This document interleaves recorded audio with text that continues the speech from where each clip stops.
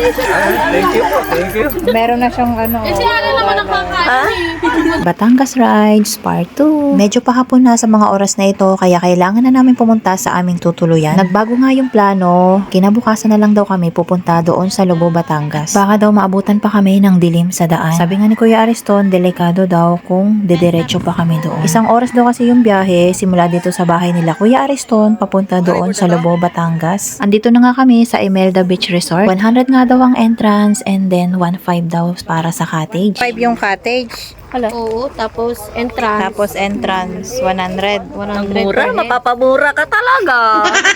At dahil marami naman nga kami, binigyan kami ng discount ni Manong Caretaker na entrance na lang daw ang babayaran namin. Hindi pa nga masyadong kagandahan dito sa lugar na ito dahil hindi pa nga daw tapos i-develop.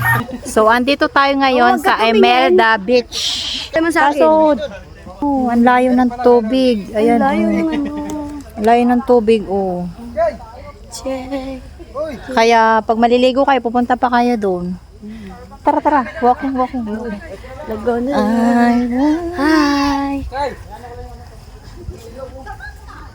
Tapos pakita natin yung ano. Ito yung paligid ng Imelda Beach. Ayan. Tapos, ayun yung, ay, sandali, basa ka lagi.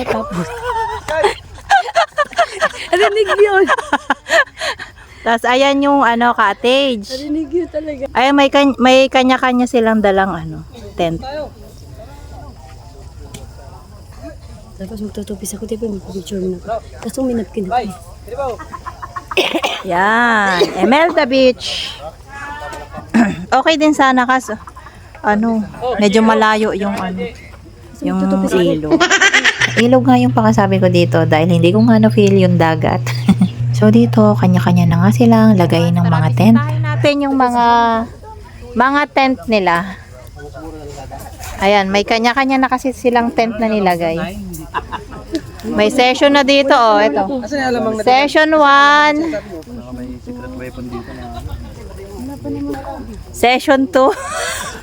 Oh, ito yung ano ni Dilubyo. Gala Vlog. Ito pala yung tent ni Gala Vlog. Dalawa lang yung kasya. Pang kanila lang talaga. Pang kanila. Okay, tapos ito naman yung kabilang tent. Binubuo na nila. Hi, ma'am. Welcome to your vlog. Ilang ano yan, tao kasya? Mga 10 dito. 10 po. 10? Grabe oh. Melanie Vlog. Oh, follow nyo. Melanie Vlog. Ikaw kuya? Nagbablog ka din? Hindi pa po. Pero... Richard Vlog. Coming soon. Tapos eto oh, may mga tent na rin sila. Oh, may mga tent na.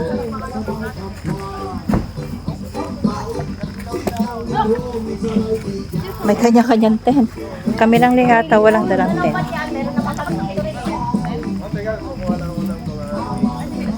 Tapos yung ilaw dito, naka-solar sila. Naka-solar.